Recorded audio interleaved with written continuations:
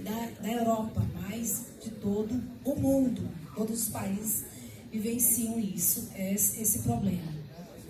Então, assim, muitos estudantes sul-americanos, brasileiros, estudam nessa universidade. Sabemos também das grandes diferenças econômicas, sociais desses estudantes e culturais. De forma mais específica, dos estudantes europeus com os brasileiros. Nessa medida da própria interação acadêmica entre esses estudantes, especialmente os brasileiros,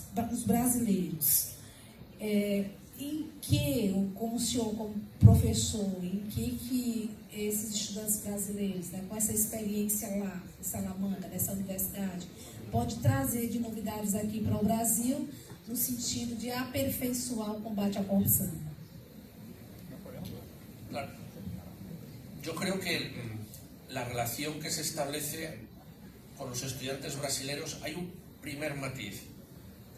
A diferencia de otros países, los estudiantes brasileños que van a Salamanca no son estudiantes, llamémosle junior, no son estudiantes que acaban de terminar el grado, sino que en un porcentaje muy alto son ya servidores públicos o trabajan en firmas de abogados o en alguna empresa privada. Segunda cuestión, son estudiantes que se sienten atraídos por la Unión Europea, por un país como en España, por una ciudad pequeña, una ciudad universitaria, con una universidad que tiene más de 800 años, porque le da un espacio privilegiado para estudiar, para pensar, para contraponer lo que ve día a día en su país, y además es una universidad que es pública, que la mayor parte de los costos de estudiar están pagados por el Estado, por lo tanto las dispensas económicas que tienen que emplear son pequeñas. Y es muy positivo, y se me ha parecido entender el sentido de la pregunta, que se establece, más que con ningún otro estudiante internacional, una relación de diálogo absolutamente fructífero y de aprendizaje mutuo. Por eso es muy importante que yo luego muchas veces hablo que los estudiantes brasileños que van a Salamanca son luego los mejores embajadores que tienen de otra manera de pensar, de otra manera de hacer, de otras instituciones, de otras prácticas, y muchos de ellos además buscan cambiar, condicionar la forma de actuar del entorno en el que están. Muchas veces solo, aunque solo sea desde el entorno personal. Yo siempre destaco que los estudiantes brasileños, muchos de los que van, no van sozinhos, van con su familia, van con su esposo, con su marido, van con sus hijos. Por lo tanto, se incorporan a una estructura académica, no solo personal, sino también del entorno familiar. Por la propia Constitución Europea, son personas que aprovechan la estancia en Salamanca para ir a Francia, para ir a Alemania, para ir a Italia, porque estamos a hora y media de avión. Estamos, y con el tamaño que tiene Brasil el desplazamiento, y ahora mismo en condiciones económicas muy favorables para poderlo hacer. Y yo creo que al final, y yo siempre digo, cuando uno estudia fuera, y por eso mis primeras palabras, a uno se le abre la cabeza, se oxigena. El tomar distancia de su realidad diaria le hace conocer las fortalezas y las debilidades, le hace conocer por dónde vienen las oportunidades y las ventajas que puede haber en otro ordenamiento. Por eso yo creo que si yo tuviera que colocar en un ranking el mayor nivel de aprovechamiento y de desempeño de los estudiantes internacionales en los programas de la Universidad de Salamanca, sin duda alguna, los primeros los brasileños. Fíjense que el programa de doctorado Estado de Derecho y Buen Gobierno tiene 400 estudiantes haciendo la tesis doctoral, y de ellos el 95% son internacionales. Eso también hace que el punto de encuentro en el aula, el punto de encuentro con el profesorado, no sea un punto nacional, español, ni de Salamanca, porque en las aulas primero va a tener profesionales de otros países, es muy importante la red que se establece con estudiantes de otros países con los que han compartido aula, y también hay profesores internacionales, el ministro André y otros muchos que han pasado por Salamanca, que han sido estudiantes brillantísimos con los mejores promedios.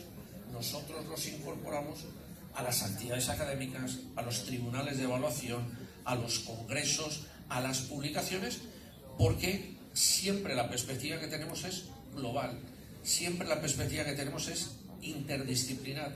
Por lo tanto, aunque yo obviamente hable desde mi óptica de derecho, de jurista, de derecho procesal, en la estructura de estudios que tenemos juntamos el derecho, la economía y la ciencia política, porque un problema como el de la corrupción que hemos visto aquí no se arregla solo con el derecho y muchísimo menos solo con el derecho penal. Que bom, né? Bem, a última pergunta, rapidamente, o senhor, professor Nicolás, é um pesquisador e autor pioneiro sobre o consensualismo no processo penal. O senhor acredita que o consensualismo no âmbito dos tribunais de contas pode ser uma resposta contemporânea ao modelo tradicional sancionador? Inclusive, nós fizemos um evento muito importante, uma parceria com a OAB, do Dr. Hinaldo, que esteve à frente desse evento, e eu achei tão importante, tão interessante essa temática do consensualismo. Inclusive, nós já foi dito nas palestras de ontem, né, a importância do consensualismo, né? Mas trazendo para o âmbito dos tribunais de contas, o senhor acha que esse modelo é uma resposta ao modelo tradicional sancionador nosso dos tribunais de contas? Yo creo que hay dos elementos básicos. El 25 de noviembre de este año hará 30 años que yo defendí mi tesis doctoral. Y yo la hice sobre justicia penal negociada, sobre consenso en el proceso penal, y estudié en Estados Unidos, en Italia, en Portugal. Y yo abandoné esa línea de trabajo.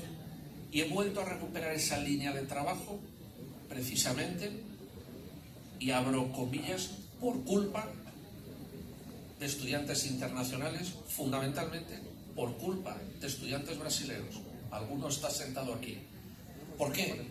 Porque yo en su momento hablaba de que la justicia consensuada, negociada, pactada, colaborativa, era una opción. A día de hoy soy convencido de que es una necesidad. Una necesidad con límites, una necesidad con garantías, una necesidad sobre la base de principio de proporcionalidad y seguridad jurídica, pero es una necesidad. Pese a que yo dijera al comienzo de la fala, soy Nicolás Rodríguez, soy garantista, no es que cada vez sea menos garantista, pero cada vez trato de buscar cuál es la esencia mínima de las garantías para no impedir ese consensualismo, tanto en justicia penal como en cualquier otro ámbito. Bom, podemos avançar nisso também aqui, né?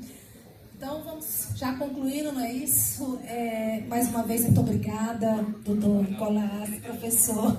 Muito obrigada mesmo, foi muito importante, muito rica a sua palestra. Então, salva de palmas aqui para o nosso querido professor.